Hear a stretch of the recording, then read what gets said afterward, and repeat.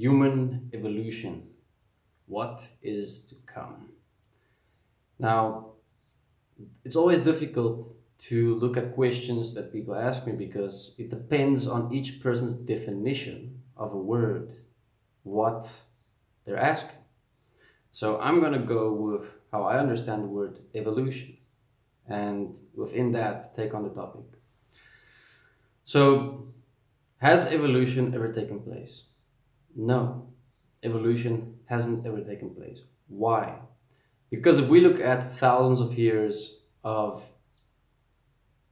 humans existing on this planet in a history that we are able to record, I would not say thousands of years ago, maybe 2,000-3,000 years ago, but after that we really don't have a way of measuring things except through our limited scientific ways, with our limited scientific view of how the physical works and how we measure it, but not actually how physical reality works.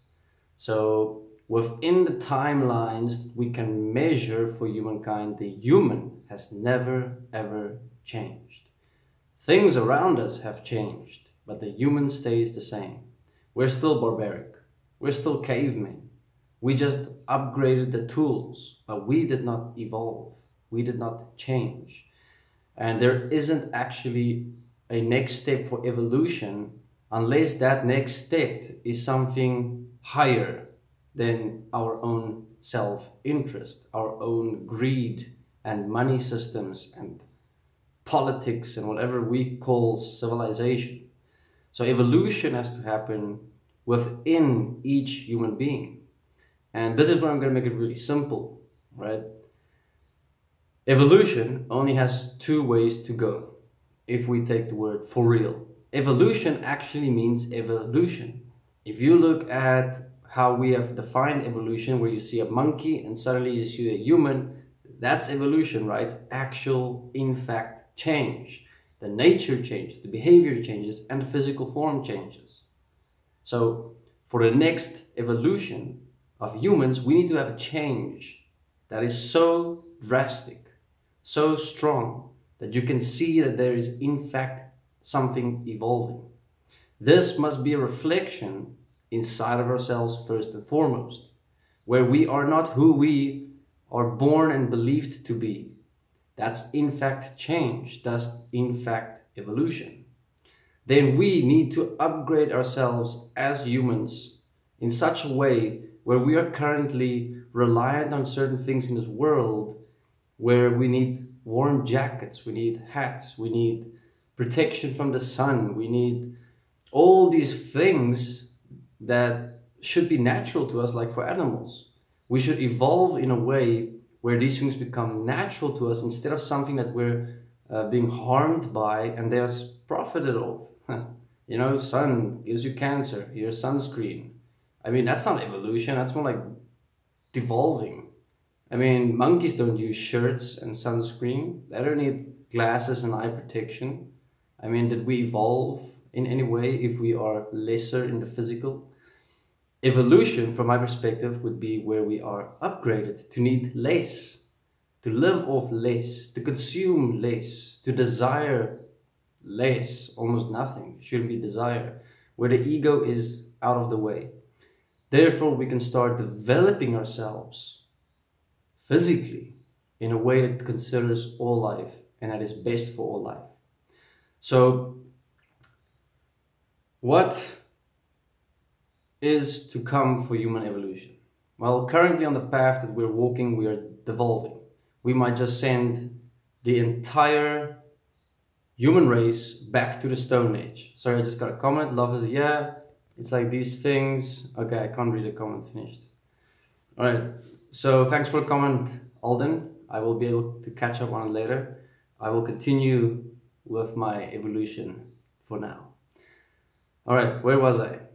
Okay, I'll just start over. There is two ways for me that evolution can go within where the world is currently going now, which is either we're going to send ourselves back to the Stone Age, and that's only a change in our tools, not our change in our human nature, because Stone Age is just stones instead of guns.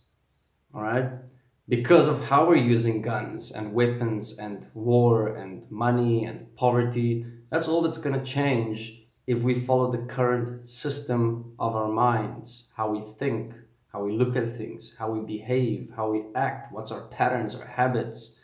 This is going to develop our evolution, well, illusion of evolution. And then the other one, the other way that it should be going to, which is very unlikely at this point, is where there's a changed human, in fact. A human that stands one and equal as life. Then you will have a change on this planet that cannot be imagined, because that will be a changed human. So change shouldn't be something you should be able to imagine, because then it's not change. It's still coming from imagination, which comes from your pre-programmed design of thoughts, feelings, and emotions, your moralities, your belief systems, your cultures, all of that, which is the old. So we need to change in such a way where actual evolution happens, where the evil stops in this world, where we can actually have a solution within evolution. And that should be where we all stand together as one life. We should stand together as one physical existence. We should have one principle that guides life, all of us, one principle. And we all are always in agreement with life that is here. And to live by that principle that is best for all life in all ways. That's evolution. Where there is equality and oneness. Where there is no abuse that can be prevented. All right, accidents happen, things like that happen, it occurs. But if we can evolve to a way that not even accidents happen, then we've truly changed. And this is a long process, because I myself have been in the process of just changing myself, and it is quite tough. It's not just like that. So what is to come for human evolution? Currently, evolution isn't how better our technology is. Evolution isn't how better our buildings look. Evolution is in fact who we are, and thus what we do, not what we do, because that will never change who we are. And evolution has to have an actual physical change. If we can create a world where we can walk all naked, that's evolution. You don't need clothes, you don't need glasses, you don't need hats. You don't need protection from this and this and this. You don't get allergic reactions to pollen in the air. I mean, shouldn't we have evolved beyond that? So now we have to really start pushing ourselves in the physical to stand one and equal as the physical and moving as the physical. But we can't judge it now, because this is where we are. So we need to start equalizing with life here and actually focus on the reality that is here. And this way we can actually evolve. And we can actually focus on real science. We can actually focus on real solutions that will support the human self-perfection and development process. Because that's where evolution happens, not outside of ourselves as intelligence and technologies. I mean, we've had Egyptians, we've had Romans, which was highly intelligent and creative, and they've fallen. Why? Because the human did not evolve. The human stayed the same. There was many empires on this earth before we were here, and they've all fallen. Because we're looking at evolution as something outside of ourselves. And the need in the human becomes more and more and more. I need more, I need more, I need more, I need more. That's not evolution. That is the opposite of evolution. So, what's to come? We decide. It's really that simple. What world do we want to live in is who we must become here and now. We cannot wait for something to come. We can't even predict what should come. As long as we can predict what's coming, it's not evolution. Because it's still coming from the old. And the old is always repeating itself as the new. That is the future. The future is what is in the past and still here as the present. That's the future. It cannot be more simple than that. And that's the future of evolution for humankind. So if we look at the past and who are we here currently as a global family, and that's where we're moving. And it doesn't look very pretty at the moment. Thank you very much. This is Gian, and rewatch the video if you missed it. Take your time. It's a lot of time, and leave your comments, your perspectives. This is my perspectives as an Estonian process that I've walked and what I've seen for myself.